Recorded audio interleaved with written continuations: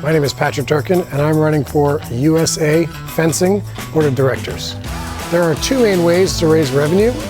The first is to grow the sport, and I'm committed to, from an NCAA standpoint, from a club standpoint, and from a member standpoint, to do everything necessary to support those entities to grow the sport. Last season, I started a women's-only practice for our club. Everyone talks about diversity. Well, this is an example of how you can really make the sport much more diverse. Right now, only about 30% of fencers in the U.S. are women. I only know of a handful of women coaches in the country. Where do the women find their mentorship? All these feel-good messages about how we all want to come together. Right now, USA Fencing is failing in that. I'm going to do something about it, and I already have. You can see from my program that women are flourishing in this program, and that is the best way to have diversity, is to give them a structure with mentorship.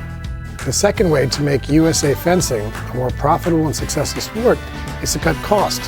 And right now, each member club is spending $6.99 per year to be a USA member club, and each member is paying somewhere between $75 and $120 to be a competitive member or a ref or a coach. All but $50 of the yearly membership per year per club goes toward insurance. I have secured a quote for each member club under $100 per year and under $20 per member. The quote is there.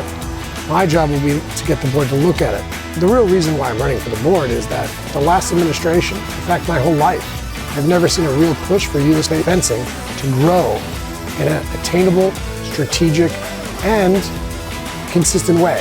If we want diversity, if we want to grow the sport, the only way to do that is to raise enough money so that we can do all these great things that other sports are doing. How do you do that? Grow the sport, grow the sport, grow the sport. COVID has changed everything. Going forward, it's about a person's experience within a sport or in any profession. So we have to overperform in our services to the members, their experience at tournaments, to our website, to the ability for the parents to understand what the sport is, and I'm here to help that happen. Frankly, I'm a club owner. I've been on U.S. teams. I've seen in other clubs how toxic sometimes it can be when it's win at all costs. That's what the board wants right now. They want more Olympic medals.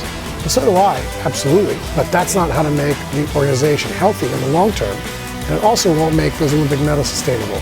My belief is we have to look at this sport as a holistic, cradle-to-grave experience that somebody wants to identify as a fencer for their entire life. They give back to fencing, they support fencing, and fencing is their life. That's what I want to change. Right now, I see a dire need for somebody to come in and change what's going on, to build a strategic plan, to bring a partnership together to actually make change in USA Fencing so that it can finally grow and become the sport it should be.